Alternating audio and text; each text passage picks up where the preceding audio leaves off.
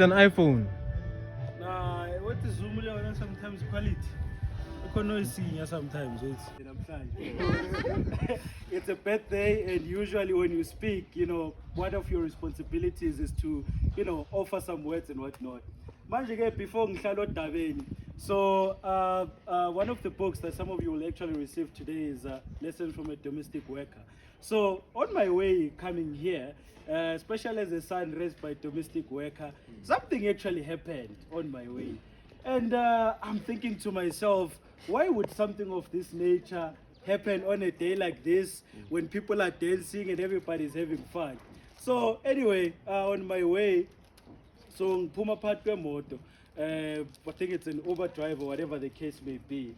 So I think it's happening that mhlawumbe angazi after COVID, post-COVID things, mhlawumbe umuntu is gaining a bit of weight and whatnot. How? Mangiphuma nje emotweni, and for those of you who know, when I speak, I like to move, I like to engage. And then the trouser was like, today you're gonna behave yourself. You will stand in one position and you will not make any form of movement whatsoever. And so I think for me, even today, as someone who's been entrusted to speak, one of the things really that I want to focus on as people are settling in is a bit of questions that maybe all of us have, all of us are asking ourselves, and maybe some of us have got an idea about this question. And so on a day when someone is celebrating their birthday, there's always a process that goes in and about from birth, becoming a toddler, becoming a teenager, all the life phases that we all encounter. And I believe that in all these life stages, as we go through them in our life, there are certain questions that we ask ourselves. And one of those questions is that of, who am I? Because when you come of age or a toddler, one of the questions you are then asking yourself is, will I have friends at school? Will my friends love me? Should I dress the way my friends are dressing? Who should I be as a toddler just so that I can be in a position where I'm welcome? Now we come to the interesting phase. You now become what is now known as a teenager. When you're a teenager, one of the things that you are struggling with is of your identity, belonging, self-image, and all these other things about that makes one to be a teenager. And so one of the things you're struggling with is identity. You move from teenagehood, now we enter the 20s. That's an age of intimacy, an age of relationships, an age of becoming. And most of us are also just coming fresh from high school. We're now headed to varsity. We're now struggling with careers. We move from that stage. We now enter the 25 to 30s, where most of the people say, no, this is the age where you must have it figured out. This is the age where you are expected to have a dream job. You must be knowing where you're going to live. All these things, we're going through them. And then there's now your 40s, late 35s and whatnot. Now the question is, where are the kids? Because we can see that you're growing, but where are the young ones? Where's the husband? Where's the wife? All these questions, right? Then now, today, since I've already heard we're on the 5th floor, it's the 50th age. And now, this is the age where, even if we go on Google, it's called the golden age. For the reason that now, you are literally half of a century, right? And so now, the question that probably you are having, because me, I'm here to speak to you, others can listen, they are welcome. But me now, I have only one job, and my job is to speak to you. So now, one of the questions that already are there, it's a question of, what is next for me? Because now, I've went through a toddler phase, I've been a teenager, I've been in my 30s, in my 40s, now I'm at my 5th year. There's things to be grateful for, things such as family, kids, wonderful husband, and all of that. But does it mean then that that is the end? I don't believe so. Because there's once a story that I read in a book of one lady who was actually in her 70s. So in her life, the only thing that she had ever wanted to find was love. So she happens to meet this young man who was around his 40s and what so not. And so what happens to her is that when they met, they were in different phases of life. So what then happened is that because the only thing she was looking for in her life was love. Now the young man comes into her life, she presents that opportunity, and now this is my only chance that I have. If I miss out here, that means iphelela lana. So as the story goes within the book, we discover that what she was actually longing for and yearning for, it was not the love that she got, but rather the sense of meaning and the sense of purpose in her life.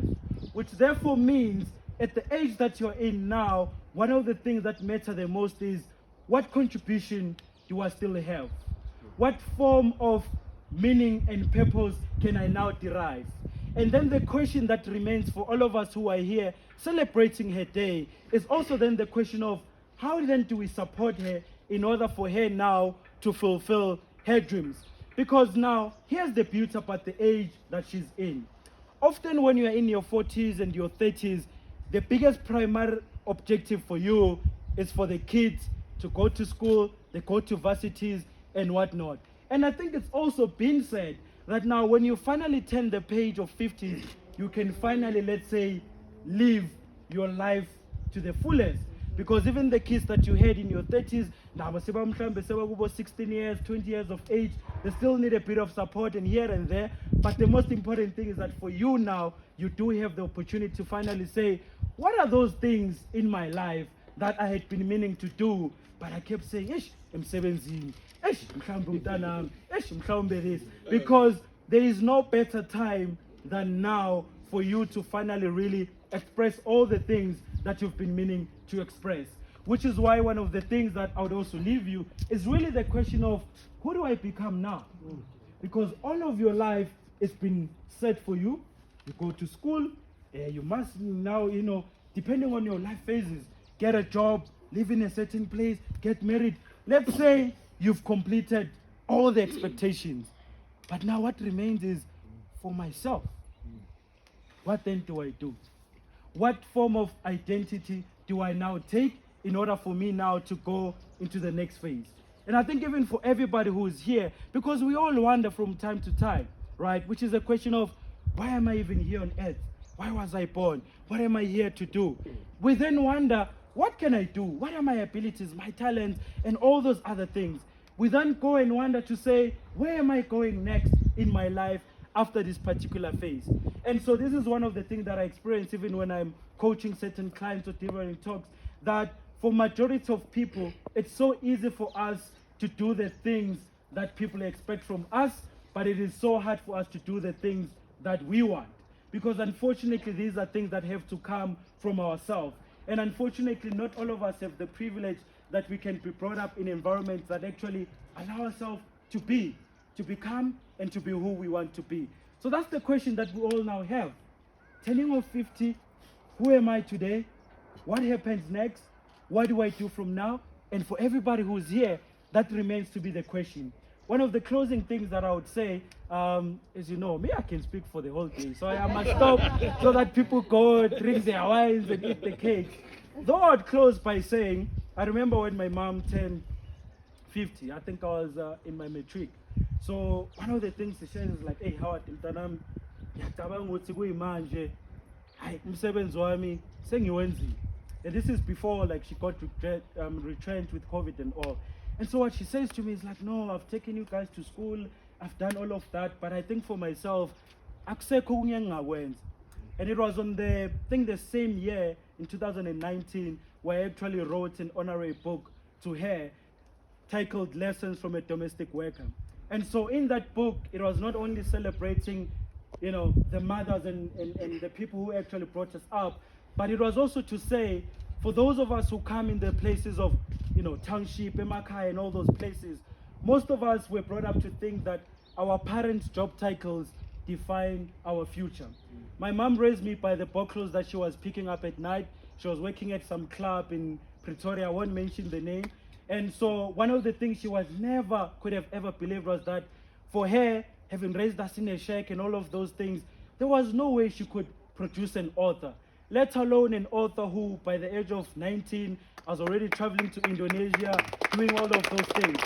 And so this actually speaks to now the responsibility that you have as a mother, not only to your own kids, but to everybody that you've been touching all your life, to then say for them, what opportunities can then come from that? As you celebrate your life and as you give them opportunities to do whatever it is that they want to do. So the message goes to each of us today. Me, I'm not a parent. To each of us, I'm talking about you. I'm yet to become that. Right? To each of us who are here, because celebrating one's life means we're also celebrating our lives. Because today, the celebrations that are here, it means Nati, we are actually grateful for the life and the opportunities that we have. So therefore, the question then remains for us to say, njengoba sibhiyoza kumnandi kanjeya, but what happens after that, right? So I don't have a closing besides saying I wish you a very good next 50 years, more and more and more. And for me, I just hope everybody has a great time. I spread the motivational speech.